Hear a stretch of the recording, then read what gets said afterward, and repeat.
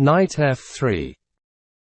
The Philidor defense, also referred to as Philidor's defense, is a king's pawn opening, primarily characterized by the move order 1. e4 e5 2. Knight f3 d6.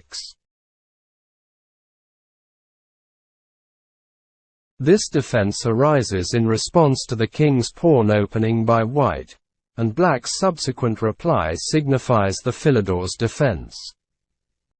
The main idea behind this defense for black is to safeguard the pawn on e5 by placing pawns on both e5 and d6 squares.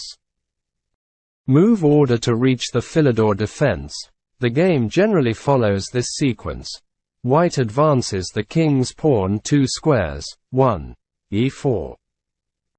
Black reciprocates by moving his king's pawn 2 squares, 1, e5. White, looking to pressure the e5 pawn, moves the knight to f3, 2. Knight f3. Black counters by advancing the d-pawn 1 square, thus defending his e5 pawn, 2, d6. Black has now to deal with the d takes e5 threat, but he has to be very careful as there are many traps here. 3. Bishop g4 is not a good idea. After 4. D takes e5 bishop takes f3 5. Queen takes f3 d takes e5 6. Bishop c4. White has a strong initiative. If 5. G takes f3, d takes e5. 6. Queen takes d8 check king takes d8 is also good. 3. E takes d4 is strange as black gives up the center he tried to strengthen, but remains playable. In fact, it is likely the best line, leading to an equal position more easily. It is the most popular according to chessgames.com, with 1,328 games compared to 485 games with 3. Knight f6. 3. Knight c6 leaves black in a little trouble after 4. Bishop b5. 3. Knight d7, the Hannum variation, is a path filled with traps after 4. Bishop c4, but may be playable if black is careful enough. 3. f5, the Philidor counter gambit, which is quite risky, but may lead to victory, but usually leads to a clear advantage for white. 3. Knight f6, the improved Hannum variation. This is rather risky because of 4. D takes e5, where 4. D takes e5 would lead to 5. Queen d8 check, where black loses castling rights. Another option would be 3. f6. However, this weakens the kingside. This more clogs up black's queenside and slightly weakens f7. However, this is not bad, only slightly inaccurate. The best move is 4. Bishop c4, when explosions on f7 can occur any moment. The only good move then is 4. E takes d4, with a solid but passive game for black.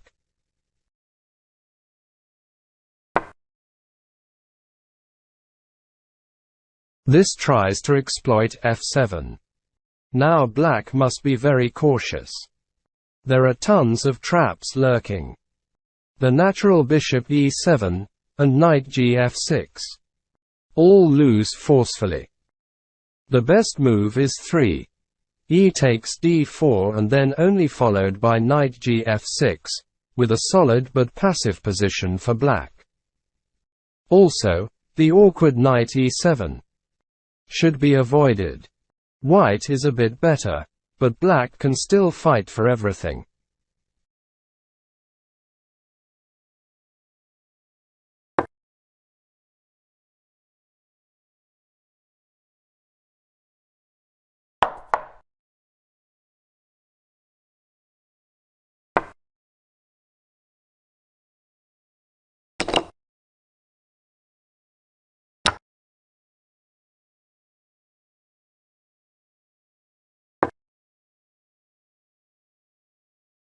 Philidor's defense, opening, requiring tactical attentiveness from black.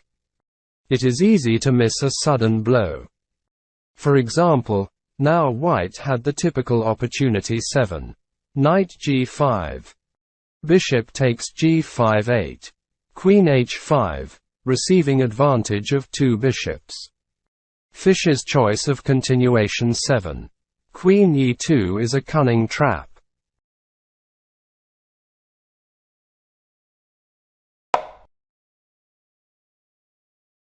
Correct 7. Queen c7 or h6.